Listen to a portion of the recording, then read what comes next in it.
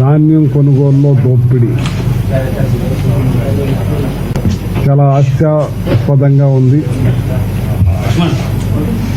ఇవాళ ధాన్యం కొనుగోలు విషయంలో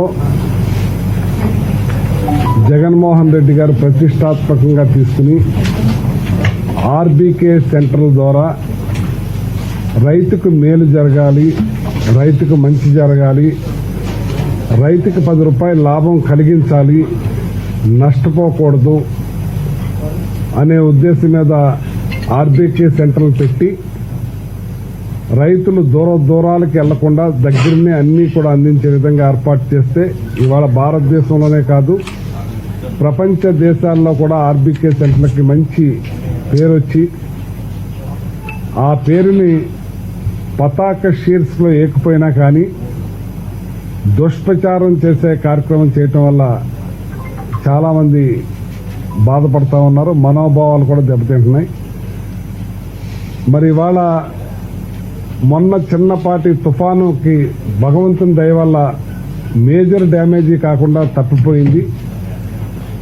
దాని విషయంలో గౌరవ ముఖ్యమంత్రి గారు రైతుల్ని ఆదుకోవాలి, తడిసిన ధాన్యాన్నైనా ఏదన్నా దెబ్బతిన్న ధాన్యాన్నైనా సరే ఏమాత్రం కూడా ఇబ్బంది లేకుండా వాళ్ళకి కొనుగోలు చేసే విషయంలో అధికారులకి మాకు సూచనలు ఇవ్వటం జరిగింది. దానికి తగ్గట్టుగానే రైస్ మిల్లర్స్కి ఆదేశాలు కూడా ఇవ్వటం జరిగింది. దాన్ని కొనే విషయంలో ఏ రకంగా ఆ నష్టాన్ని కొంచెం ప్రభుత్వమే తీసుకునే విధంగా ఇబ్బంది లేకుండా చేసే విధంగా, కానీ పెద్ద నష్టం లేకుండానే గట్టెక్కటం జరిగింది. కానీ ఆ విషయంలో ఇవాళ వాస్తవాలు లేకుండా అవాస్తవాలతోటి మాట్లాడించి మచ్చుకి ఒక ఆయన గురించే నేను వినిపిస్తాను. అది ఏదైతే తాడేపల్లిగూడెం పెంటపాడు దగ్గర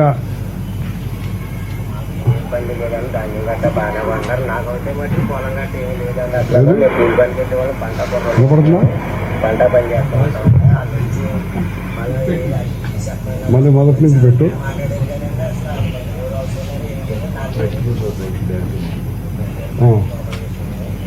వద్దులే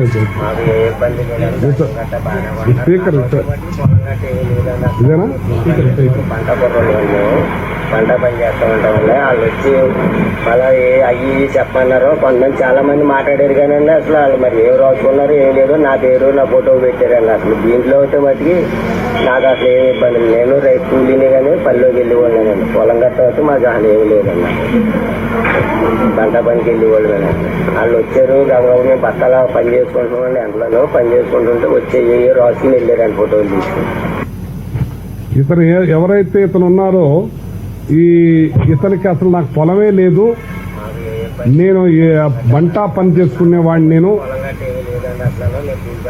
పంట పొర్రలు మేము పంట పని చేస్తూ ఉంటాం వల్ల వాళ్ళు వచ్చి మళ్ళీ అయ్యి చెప్పన్నారు. కొంతమంది చాలా మంది మాట్లాడారు కానీ అసలు వాళ్ళు మరి ఏం రాసుకున్నారు ఏం లేదు, నా పేరు నా ఫోటో పెట్టారండి. అసలు దీంట్లో అయితే మటుకి నాకు అసలు ఏమి ఇబ్బంది, నేను రైతు కూలీని కానీ పనిలోకి వెళ్ళిపోయానండి. పొలం గట్ట అయితే మాకు అసలు ఏమి లేదన్న, పొలమే లేదు. కానీ ఇతను ఆర్బీకే సెంటర్కి వెళ్తే అతను ధాన్యం కొనం, మీరు మామూలుగా మీరు ఏదైతే కమిషన్ దాటికి అమ్ముకోండి, రైస్ మిల్లర్కి అమ్ముకోండి అని ఆర్బీకే సెంటర్ వాళ్ళు చెప్తే అతను కనుక్కోవటానికి అమ్ముకోవటానికి వెళ్ళినట్టుగా ఇవాళ పతాక శీర్షికలో మెయిన్ పర్సన్ గా ఇతన్ని వేశారంటే ఇది ఎంత దారుణంగా ఉందో ఒకసారి గమనించాలి. ఒక క్రెడిబిలిటీ ఉన్న పత్రికని దిగజార్చుకుంటున్నారు. ఇది మరి రామోజీరావు గారు మరి చూశారో లేదో మరి ఎలా చేశారో తెలియదు, కానీ చాలా దారుణంగా ఒక ప్రభుత్వం ప్రతిష్టాత్మకంగా తీసుకుని చేస్తా ఉంటే, అలాగే ఈస్ట్ గోదావరి కోనసీమలో కూడా వాళ్ళకి అమాలి డబ్బులు ఇవ్వలేదు, డబ్బులు పడలేదంటే వాళ్ళ కరెక్ట్ డబ్బులు పడి వాళ్ళకి బ్యాంకులో చెక్కులు కూడా ఇచ్చారు. ఈ డేట్ ప్రకారంగా వాళ్ళ అకౌంట్ లో కూడా పట్టడం జరిగింది. వాళ్ళు కూడా వీడియో కూడా ఉంది, వాళ్ళు కూడా మాట్లాడారు, వాళ్ళు కూడా చెప్పున్నారు. అలాగే ఇంకొకళ్ళకైతే మాకు అమ్మాలి పడలేదు, మాకు ఇది రాలేదని చెప్పారు. మేము ఏదో పొలం గట్లంట పనిలోకి వెళ్తుంటే మా దగ్గర మైకులు పెట్టి ఏదో మాట్లాడించి చేసే కార్యక్రమం చేశారు. కానీ మాకు ఈ రైతు భరోసా వచ్చిన దగ్గర నుంచి మాకు చాలా బాగుంది, మాకు ఎక్కడికో వెళ్లకుండా అన్ని కూడా మాకు అవుతున్నాయి. మా అకౌంట్ లో డైరెక్ట్ హమాలీ డబ్బులు కూడా పడుతున్నాయని చెప్పి వాళ్ళు చెప్పడం జరిగింది. పూర్తిగా అదే నా తణుకులో ఏదైతే రైతు ఉన్నారో ఆ లేడీ తోటి మేక రమణమ్మ తోటి మాట్లాడిచ్చారు. ఆవిడ కొడుకు చనిపోతే వాళ్లే ధాన్యం అమ్ముకునే కార్యక్రమం చేసుకున్నాం. కానీ మేము ఆర్బీకే సెంటర్లకు పంపాలి అని తెలియకుండా డైరెక్ట్ రైస్ మిల్లుకి పంపించే కార్యక్రమం చేశామని చెప్పున్నారు. మాకు ఎవరో ఒకరు ఇబ్బంది పెట్టలేదు. మాకు ఎలా అమ్ముకోవాలో తెలియదు. మొన్నటిదాకా మా అబ్బాయే చూసుకునేవారు. ఆ అబ్బాయి చెట్టు మించి పడి చనిపోవటం వల్ల ఈ ధాన్యాన్ని అమ్ముకుంటాం మాకు తెలియక మేము రైస్ మిల్లుకి పంపించుకునే కార్యక్రమం చేశారు. నేను ఆ ఒక రైస్ మిల్లులో అయితే మాత్రం అతను కొంచెం తక్కువకి, అంటే ఈ ఆర్బీకే సెంటర్కి కాకుండా మా వాలంటీర్లు కూడా సంప్రదించకుండా డైరెక్ట్ గా పంపించారు. అతను ఏ రైస్ మిల్ అయితే తక్కువ అడిగారో అతని మీద కూడా యాక్షన్ తీసుకుంటానికి కూడా మేము సిద్ధంగా ఉన్నాం. ఇవాళ ఈ ప్రభుత్వం పారదర్శకంగా రైతులకి అండగా ఆర్బీకే సెంటర్ ద్వారా ఆ రైస్ మిల్ అతనికి రైతుకి కనెక్షన్ లేకుండా పంపించే కార్యక్రమం మేము చేస్తా ఉన్నాం. రేటు విషయంలో ఎక్కడా కూడా ఇబ్బంది లేకుండా చేస్తా ఉన్నాం. అన్ని కూడా సక్రమంగా జరుగుతున్నాయి. హమాలీ కూడా ఇచ్చే కార్యక్రమం అకౌంట్ లో డైరెక్ట్ కొడుతున్నాం. అన్ని బాగా జరుగుతున్నా మరి ఈనాడు పత్రిక ఈ రకమైన విష ప్రచారం చేయటం చాలా బాధాకరం.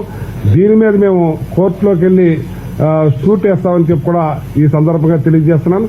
నేను ఎప్పుడో జడ్పీ చైర్మన్ గా ఉన్నప్పుడు స్టార్టింగ్ లో కేసు వేయటం జరిగింది. అప్పుడు నా మీద కొన్ని వార్తలు రాస్తే నేను వచ్చిన 3వ రోజునే దాని మీద ఇంకా హైకోర్టులో కూడా నడుస్తా ఉంది. అంచేత ఇలాంటి వార్తలు రామోజీరావు గారు పెద్ద మనిషి, గౌరవైన వ్యక్తి, ఇట్లాంటి దిగజారుడు వార్తలు రాసి ప్రభుత్వాన్ని అప్రతిష్ట పాలు చేయడానికి చూడటం, ఒక పార్టీని ఎంత జాకీ వేసి లేపినా అది తుప్పట్టిపోయింది, అది జారిపోతుంది కానీ పైకి లేచే పరిస్థితి లేదు.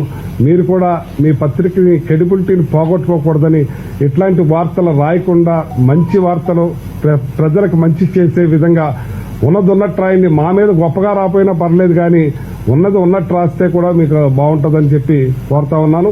ఇలాంటి పతాక్ షీట్స్ మొన్న కూడా పౌర సరఫరా శాఖ మీద వేశారు. దానికి కూడా ఏది రేషన్ కోతలని పెట్టారు మీరు. దాని మీద కూడా మనం వివరణ ఇచ్చాం. 5 సంవత్సరాల మీద మేము డబల్ కార్యక్రమాలే చేశాం లెక్కలతో సహా. 2 సంవత్సరాలు 10 మాసాల్లో మేము ఎంత ఇచ్చాం వాళ్ళు ఎంత ఇచ్చామని చూపించాం. అన్ని కూడా మీరు చూసుకుని వాస్తవాలు తెలుసుకుని మాట్లాడాలి చేయాలని చెప్పి గౌరవ రామోజీరావు గారికి తెలియజేస్తున్నాం. ఇట్లాంటి వార్త మీద మాత్రం మేము కోర్టుకు వెళ్లే పరిస్థితిలో ఉన్నాం. కోర్టుకు వెళ్తాం. ఎస్ దాని గురించి కూడా చెప్తాం. ఈ వార్తకి ఆ సబ్జెక్ట్ కి సంబంధం లేదు. ఈ వార్త వేరు, ఆయన చెప్పిన సబ్జెక్ట్ వేరు. ఆ సబ్జెక్ట్ మీద పూర్తిగా ఎవరైనా మా ఎండీ గారు ఎవరిని ఇస్తారు. ఎంచేతంటే ఈనాడు వార్తని దానికి ఒకటికి సంబంధమే లేదు. ఎందుకంటే ఆయన ఏంటంటే ఆన్లైన్ అవలేని రైతుల గురించి మాట్లాడి ఉన్నాడు. దాని గురించి పూర్తిగా ఎవరైనా మా ఎండీ గారు ఇస్తారు మీకు. ఈ వార్తకి దానికి 1% కూడా సంబంధం లేదు. ఇది మాత్రం అవాస్తవాలని వాస్తవాలుగా రైతు కానివాడిని కూలీని కూడా పట్టుకుని రైతు అని అతను ఆర్బీకేకి వెళ్లాడని అతను ఆవేదన వెళ్లబుచ్చుకోవడం నేను తప్పుడు వార్తలు రాయటం వల్ల మీ పత్రిక క్రెడిబిలిటీ పోతుంది. క్రెడిబిలిటీ పోగొట్టుకోవద్దని చెప్పి కోరుతున్నాం. దీని మీద మాత్రం కోర్టుకు వెళ్తాం. మేము మీకు ఎవరైతే మన బోస్ గారు మాట్లాడిన దాని మీద వివరణ ఇస్తాం. అందరికీ నమస్కారం. నిన్న రాజమండ్రిలో ఈస్ట్ గోదావరి జిల్లా డిఆర్సీ మీటింగ్ జరిగిన సందర్భంలో గౌరవ ఎంపీ గారు నిన్న ఈ క్రాప్ లో డేటా నమోదైన విషయంలో ఈకేవైసీ ఇంకా చాలా మందికి చేయాల్సి ఉంది. సో దాని మీద ఒక ఇష్యూ రైజ్ చేయడం జరిగింది. మళ్ళీ ఆ రకంగా మనము ఈకేవైసీ త్వరగా చేయకపోతే దాన్ని ఎవరైనా తప్పుగా వాడుకునే అవకాశం ఉంటుంది. దానివల్ల దాని మీద చర్యలు తీసుకోవాలని చెప్పేసి ఆయన అక్కడ ఆ డిఆర్సీ మీటింగ్ లో కోరడం జరిగింది. మొత్తం అప్పుడే కలెక్టర్ గాని జాయింట్ కలెక్టర్ గాని ఇద్దరు కూడా అక్కడ వివరణ ఇవ్వడం జరిగింది. మొత్తం 68,000 మంది రైతులు ఈస్ట్ గోదావరి జిల్లాలో ఉంటే దాదాపు 51,000 రైతులకు సంబంధించిన ఈకేవైసీ వివరాలు మొత్తం కూడా వాళ్ళు పూర్తిగా నమోదు చేయడం జరిగింది. ఇంకా 17,000 మంది రైతులు ఈకేవైసీ వివరాలు నమోదు చేయాలి. మనకు అందరికీ తెలిసిన విషయమే, చాలా మంది వాళ్ళు హైదరాబాద్కి వెళ్లి పనిచేస్తూ ఉంటారు. సో ఆ రకంగా ఊరు వదిలేసి వెళ్లిన వాళ్ళు మనకు మామూలుగానే ప్రతి ఒక్క సీజన్ లో ఒక 75% మనము నమోదు చేస్తే ఇంకా ఒక 25% అనేది ఎప్పుడూ మెల్లగా జరుగుతూ ఉంటాయి. వాళ్ళు సాటర్డే సండే వస్తారు, లీవ్ లో వస్తారు, వచ్చి చేసుకుంటారు. మనకు ఇప్పుడు ప్రొక్యూర్మెంట్ ప్రక్రియ అనేది కొనసాగుతూ ఉంది, ఇంకా మనకు కంప్లీట్ కాలేదు. ఇప్పుడే మనకు స్టార్ట్ అయింది. ఈ మంత్లోనే మనకు పీక్కి వెళ్తుంది. నెక్స్ట్ మంత్ కూడా మనకు హైయెస్ట్ ప్రొక్యూర్మెంట్ జరిగే అవకాశం ఉంటుంది.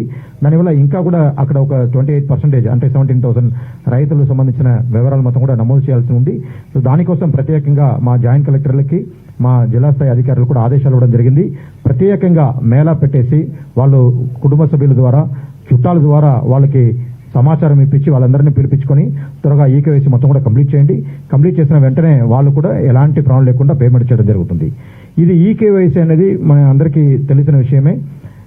ఈకేవైసీ మనకు జరగకపోవడం వల్ల ప్రొక్యూర్మెంట్ ఎక్కడ ఆగదు. ఎందుకంటే ఈ క్రాప్ డేటా వచ్చేసి మనకు ఆధార్ నంబర్తో సీడింగ్ అయి ఉంది, వెబ్లాండ్తో లింక్ అయి ఉంది. కాబట్టి ఎవరు కూడా ఒక రైతు పొలాన్ని ఆ రైతు పండించిన పంటని నా పొలం చెప్పేసి నా పంటని చెప్పేసి వాళ్ళు మార్చుకోవడానికి ఎక్కడ కూడా కుదరదు. సిస్టంలో అలాంటి అవకాశం ఉండదు, ప్రొవిజన్ లేదు. కానీ ఈకేవైసీ చేయడం వల్ల ఆ గ్యాప్ని ఎవరైనా తప్పుగా వాడుకోవచ్చని చెప్పేసి ఎంపీఆర్ రైట్ చేస్తే ఖచ్చితంగా ఆ రకంగా జరగడానికి టెక్నికల్ గా అవకాశం ఉండదు. ఆ రకంగా ఎవరైనా కావాలని కకృతిపడి ఒక రుద్రు చేస్తే మాత్రం వాళ్ళ మీద కూడా కఠినంగా చర్యలు ఉంటుంది. వాళ్ళు మాత్రం కాదు, వాళ్ళతో పాటు ఎవరైనా కుమ్మకమయ్యి అది మిల్లర్లు కావచ్చు, లేకపోతే ఏదో ఒక దళారులు కావచ్చు, అలాంటి వాళ్ళు ఉంటే, లేకపోతే మా అధికారులు కూడా కావచ్చు, అలాంటిది మాత్రం జరుగుతుందో ఖచ్చితంగా వాళ్ళ మీద కఠిన చర్యలు తీసుకుంటామని తెలియజేస్తున్నాం.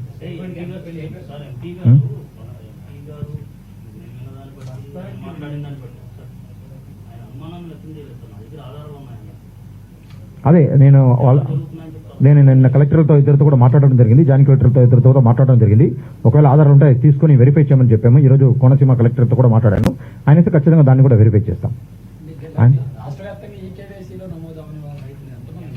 మొత్తం మనకు 152,000 మంది ఉన్నారు. 78% జరిగింది, ఇంకా 22% జరుగుతూ ఉంది. ఎప్పుడు కూడా జరుగుతాయి. ఇది వచ్చేసి కొత్తది కాదు. ప్రతి ఒక్క సీజన్ లో మనకు మామూలుగా జరిగేదే. 78% మొత్తం 6,99,000 రైతులు ఉంటే 5,47,000 మంది రైతులకు సంబంధించిన డేటా మనకు నమోదు కంప్లీట్ అయింది. ఇంకా 152,000 మంది డేటా నమోదు కావాలి. దాంట్లో 17,000 మంది ఈస్ట్ గోదావరి జిల్లాలో ఉన్నారు. ఒకసారి కమిషనర్ గారు కూడా నిన్న అంటే ఎంపీ గారు చెప్పిన దానిపైన ఒక చిన్న వివరణ ఏమంటే, ఎంపీ గారు చెప్పింది ఒక వ్యక్తికి, ఒక రైతుకి 4 ఎకరాలు ఉంటే ఆ 4 ఎకరాల్లో 2 ఎకరాలే రైతుకు రాసి 2 ఎకరాలు వేరే మిల్లర్కు రాస్తున్నారు అనేది. అది అసలు దానికి సాధ్యమే కాదు. ఎందువల్లంటే ఆర్బీకేలో మనం రైతు యొక్క ఓనర్షిప్, రైతు యొక్క ఏదైతే అతని యొక్క టైటిల్ ఉందో టైటిల్ మార్చే అవకాశం లేదు. టైటిల్ కి సంబంధించి ఆర్బీకేలో డేటా అంతా కూడా వెబ్లాండ్ నుంచి తీసుకున్నది. అంటే ఏ రైతు పేరు మీద భూమి ఉందో ఆ రైతు పేరు అందులో ఉంటుంది. ఆ రైతుకి ఎగ్నెస్ట్ గా 4 ఎకరాలు అతనికి భూమి ఉంటే 4 ఎకరాల్లో ఏ పంట వేశారు అనేది మాత్రమే ఈ క్రాప్ లో తీసుకునేది. రైతు యొక్క ఓనర్షిప్ ని టచ్ చేసే అవకాశమే లేదు. అతను 4 ఎకరాల్లో అతను 4 ప్యాడీ వేస్తే 4 ఎకరాలు ప్యాడీ వేసినట్టు, లేకపోతే 2 ఎకరాలు ప్యాడీ వేసి 2 ఎకరాలు ఇంకేదైనా వేస్తే దాని గురించి ఆ విధంగానే రాస్తారు తప్ప ఇంకా వేరే అవకాశమే లేదు. కాబట్టి అందులో వారు చెప్పిన దాంట్లో భూమి మిల్లర్ పేరు మీద మార్పిడి చెందినట్టుగా వచ్చే ఆ విధమైన మనం మీనింగ్ వచ్చేటట్టుగా ఉంది, కానీ అది సాధ్యం కాదు అనేది ఒకటి. రెండవది, మనకి ఈకేవైసీ జరిగితే తప్ప, అంటే మనం రైతు యొక్క బ్యాంక్ అకౌంట్ నెంబర్ తీసుకుని అది ఆధార్ ఎనేబుల్డ్ బ్యాంక్ అకౌంట్ అయి ఉంటే అది ఆధార్ తోటి వెరిఫై చేసుకుని తర్వాత అతని యొక్క క్రెడెన్షియల్స్ కన్ఫర్మ్ చేసుకున్న తర్వాత అప్పుడే మనం దానికి పేమెంట్ ఇచ్చే అవకాశం ఉంటుంది. అందువల్ల ఈకేవైసీ కంపల్సరీ. ఇది ఎవ్రీ సీజన్ లోనూ ఖచ్చితంగా మనం చేస్తున్నాం. అంటే పోయిన సీజన్ లో కొంతమంది, అంటే పోయిన సీజన్ లో ఆల్రెడీ ఈకేవైసీ అయితే ఇప్పుడు అవసరం లేదు. కానీ ఎవరైతే ఇప్పుడు కొత్తగా మనకి రైతులు వాళ్ళు నమోదు చేసుకునే వాళ్ళు ఉన్నారో వాళ్ళకి మాత్రం ఈకేవైసీ చేయాల్సి ఉంటుంది. ఇది ఆర్బీకే సిబ్బంది అగ్రికల్చర్ డిపార్ట్మెంట్ ఆధ్వర్యంలో ఇది రెగ్యులర్ గా చేస్తున్న ప్రక్రియ. ఇది ఒకటి. సో రైతులు కూడా ఒప్పుకోరు. ఇప్పుడు ఇంకోళ్ళ పేరు మీద అయితే ఈయన ధాన్యానికి వేరే వాళ్ళకి పేమెంట్ పోతుంది కదా, అది ఎట్లా సాధ్యం? అది ఎట్లా? అది జిల్లాలో కూడా బస్తాకు 300 రూపాయలు చొప్పున తక్కువకి తీసుకున్న రైస్ మిల్లర్స్ దాదాపు 3,000 కోట్లు రైతులు నష్టపోయారని చెప్పి 3 ఏళ్ల కాలంలో. ఓకే, అదని వివరాలు ఇవ్వండి, ఇది డెఫినెట్ గా వెరిఫై చేస్తాం. అయితే ఇప్పుడు ఇందులో ఏమంటే మనం మిల్లర్ కి డబ్బు ఇవ్వట్లేదు. ఫస్ట్ పాయింట్, మనం వేసేది ఆధార్ ఎనేబుల్డ్. ఎందుకు ఈకేవైసీ అడుగుతున్నాం? రైతుకే నేరుగా పేమెంట్ చేయాలి కాబట్టి రైతు యొక్క అకౌంట్ నెంబర్ తీసుకుని అతనికి పేమెంట్ అవుతుంది. సో ఇందులో మనం వేరే వాళ్ళకి అంటే రైతు ధాన్యం ఇచ్చి వేరే వాళ్ళకి పేమెంట్ ఇస్తే రైతు ఊరుకుంటాడా? ఒకటి. రైతుకి మనం తక్కువ ధరకి తక్కువ ఇస్తే కూడా రైతు ఊరుకునే అవకాశమే లేదు. సో ఇందులో మనం మిల్లర్కి పే చేసి మిల్లర్ ద్వారా పేమెంట్ జరిగే మాట అయితే అటువంటి అపోహకు అవకాశం ఉంది. కానీ ఇప్పుడు రైతు అకౌంట్లో నేరుగా వేస్తున్నప్పుడు సో మనం బిల్లర్ కట్ చేశాడని లేకపోతే మరొకరు కట్ చేశారని అనడానికి మనకి దాంట్లో అవకాశం లేదు. రెండోది, మనం ఏదైతే తేమ శాతం అనేది అది గవర్నమెంట్ ఆఫ్ ఇండియా పెట్టిన కండిషన్, అది 17% ఉండాలి. అదేవిధంగా ఆర్గానిక్ ఇన్ఆర్గానిక్ మ్యాటరు ఎంత ఉండాలి, ఇతర మన తప్ప తాలు అని అంటాం అవన్నీ ఎంత ఉండాలి అనేది గవర్నమెంట్ ఆఫ్ ఇండియా పెట్టిన నామ్. ఆ నామ్స్ కి లోబడి ఉన్న వాటికే మనం 1940 అండ్ 1960 రూపీస్, అంటే common variety 1940 and grade A అయితే 1960 రూపీస్ అనేది పెర్ క్వింటాల్ అనేది అది ఎంఎస్పి ఉన్నది. సో అందులో మనం ఆ విధంగా తేమ శాతం కంటే ఎక్కువ ఉన్న వాటిని ఆరబెట్టుకోమని చెప్తున్నాం. అది ఖచ్చితంగా అవసరం ఉంది. ఒకవేళ ఏదైనా సందర్భాల్లో మొన్న లాస్ట్ అక్టోబర్ నవంబర్లో కొంత మనకి 4 సార్లు లో ప్రెషర్ సిస్టమ్స్ వచ్చి మొత్తము శ్రీకాకుళం నుంచి ఇక్కడ ప్రకాశం వరకు మనకి హెవీ రైన్స్ అవి ఉన్న సందర్భంలో ఉన్నప్పుడు అప్పుడు మనం దానికి కొంత రిలాక్సేషన్ కోసం చెప్పి గవర్నమెంట్ ఆఫ్ ఇండియాకి రాయడం జరిగింది. సో ఆ తర్వాత మిల్లర్స్ కి చెప్పి అది అంటే విపరీతమైన మన కోతలు అవి పెట్టకుండా దాన్ని ఒక రీజనబుల్ దీంట్లో రైతుకి ఇబ్బంది లేకుండా చేయాలనే ఉద్దేశంతో ఏర్పాటు చేయడం కూడా జరిగింది. సో ఒక్క నిమిషం. సో ఇది తర్వాత ఇందులో ఇంకొక మన వార్తలో ఒకటి ఏం రాశారంటే తేమ నూక శాతం అన్నారు. నూక అనేది ముందే తెలియదు కదా, మిల్లింగ్ తర్వాత నూక శాతం అనేది. సో మనం ప్యాడీ కొంటున్నప్పుడు నూక శాతం అని చెప్పి మాట్లాడడానికి లేదు. ఒకటి తేమ శాతం అన్నది నేను ఆల్రెడీ చెప్పున్నాను, అది గవర్నమెంట్ ఆఫ్ ఇండియా చెప్పేది.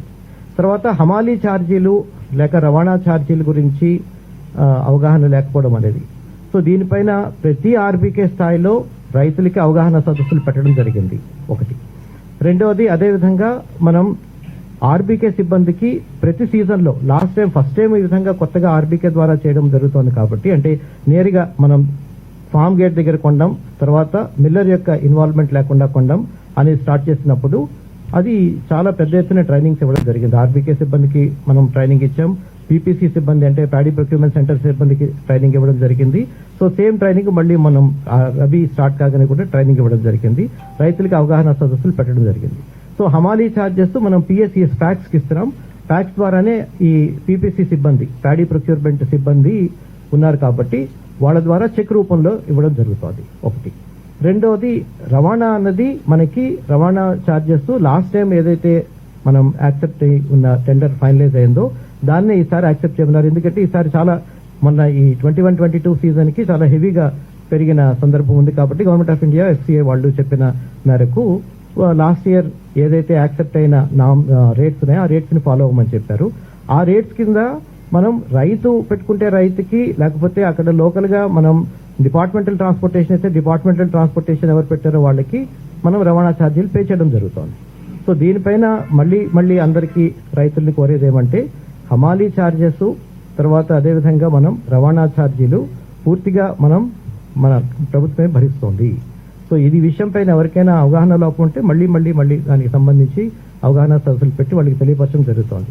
ఈ విషయాలు కూడా మనం ఏదైతే మనం ట్రక్ షీట్ ఇస్తున్నప్పుడు ఆ ట్రక్ షీట్ మీద కూడా ప్రింట్ చేస్తున్నాం. మనం ఎఫ్టీఓ ఇచ్చినప్పుడు ఆ ఎఫ్టీఓ మీద కూడా ప్రింట్ చేస్తున్నాం. కాబట్టి దీనిపైన అంటే ఆ అవగాహన లోపం ఉంటే ఖచ్చితంగా దాన్ని అటువంటి లోపాన్ని సరిదిద్దడం జరుగుతుంది. ఇది బ్రాడ్ గా. సో మీరు అడుగుతున్నారు. You say the money is being directly credited into farmers' account. But how are the millers coming into play? Because in many places farmers seem to be complaining that millers are taking a cut, though the money is credited into the account. They are forced to pay a cut to the millers. How are they coming into play? That's what my question also is. Then that's what I raised. This possibility. So ఇప్పుడు ఒకవేళ మిల్లరు అతను అంటే point ఏంటంటే మిల్లరు ద్వారా payment జరిగితే Miller సగం మనమేమో Miller కి డబ్బిచ్చి మిల్లర్ తక్కువ ఇస్తున్నాడు అనుకునే అవకాశం ఉంది. కానీ when we are paying directly to the farmer's account, once it gets credited into farmer's account, will the farmer pay anything to the miller? Me account లో పడింది మీరు 300 తీసి రైస్ మిల్ కదా. ఇప్పుడు నేనే ఫార్మర్ అయితే నా అకౌంట్ లో మీరు 1940 రూపీస్ చొప్పున క్వింటాల్కి ఇచ్చిన తర్వాత నేను పోయి మళ్ళీ మిల్లర్ కి ఇస్తాను. అది That is valid, but the other point here being mentioned by many people from the districts is that millers are also entering the RBKs and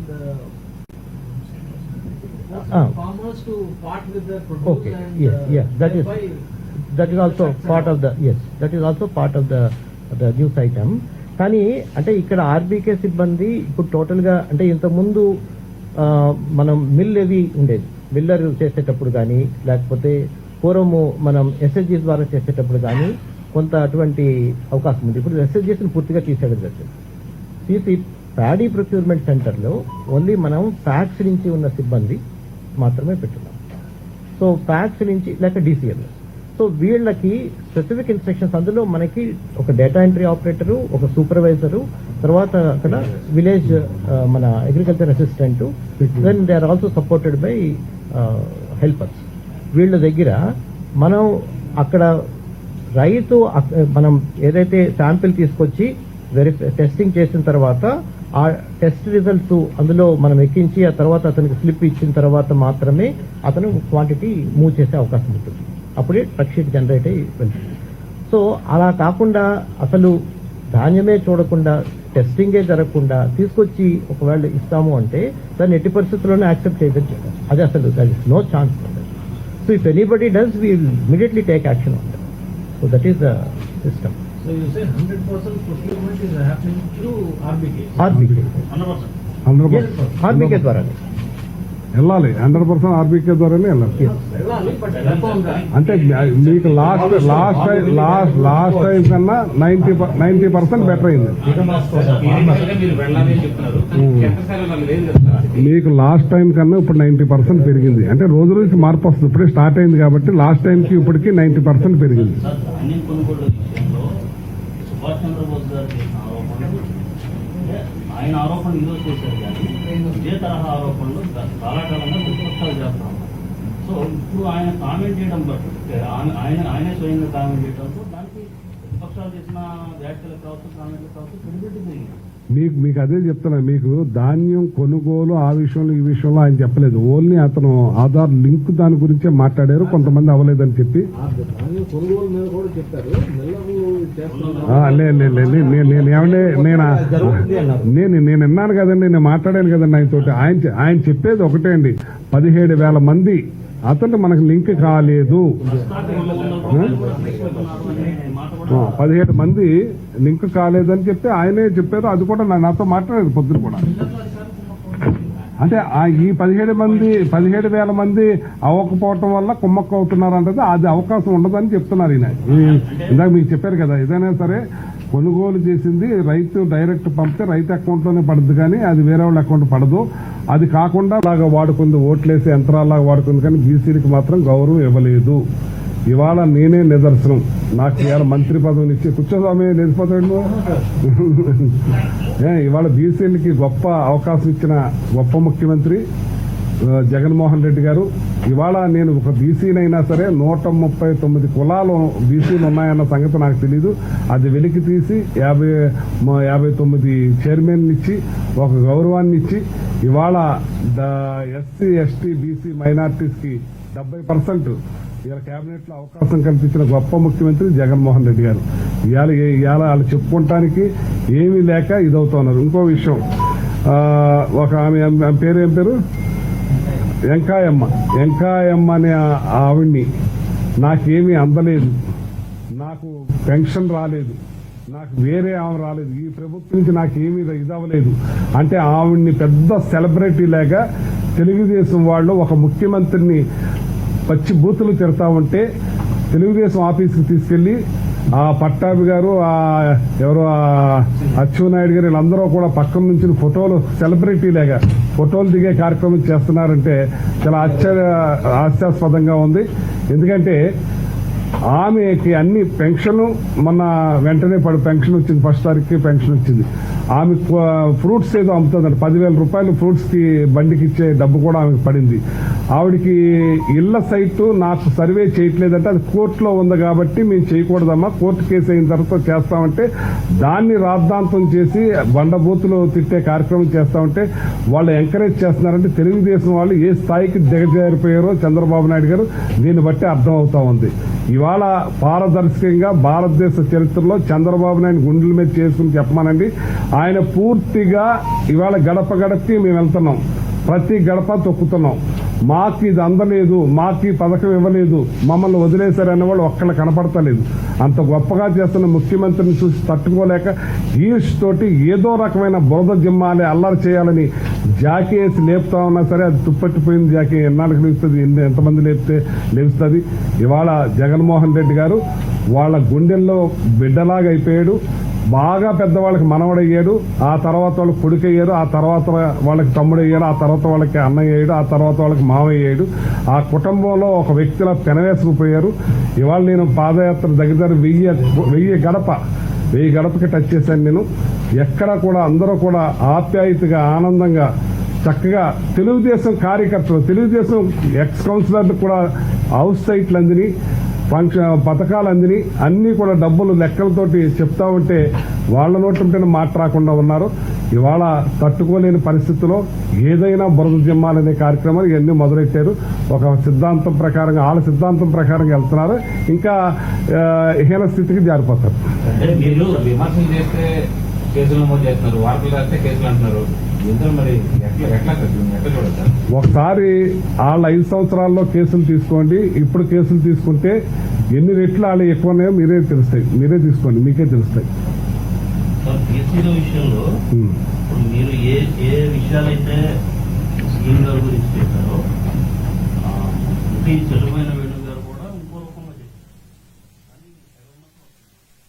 ఏంటది? రోజు వెళ్ళి ఆయన్ని గొడవ చేయడం, లేకపోతే ధర్నా చేయడం, మంచి వర్గం నుంచి తప్పించాలని సిద్ధిపల్లి సామాజిక వర్గానికి సంబంధించిన వాళ్ళు డిమాండ్ చేయడం, ఇది జరుగుతుంది. దాని గురించి నేను మాట్లాడినా అతను పర్సనల్గా ఏం మాట్లాడాడో నాకు తెలియదు, కానీ ఆయన మాట్లాడింది ఇంకో రకంగా ఉపయోగించి ఉండొచ్చేమో, కానీ ఆయన పూర్తిగా నేను దాని గురించి తెలుసుకోలేదు. దాని గురించి నేను మాట్లాడటం కూడా బాగుంది. బీసీ నాయకులు ఏపీలో లేరా, తెలంగాణ వ్యక్తి ఇచ్చారని చెప్పి కూడా ఆరోపణ చేస్తున్నారు. చంద్రబాబు నాయుడు బయట వాళ్ళకి ఇవ్వలేదా, అంతకుముందు మేము బయట వాళ్ళకి ఇవ్వలేదా? ఇది ఒక 2 రాష్ట్రాలకు సంబంధించిన బీసీ నాయకుడు, బీసీ సంఘ నాయకుడు, మంచి వ్యక్తి, అతనికి ఇచ్చే తప్పే ఉంది. అతను ఏం రాణిస్తారు ఇక్కడికి, ఆయన మీటింగ్లు పెడతారు ఇక్కడ.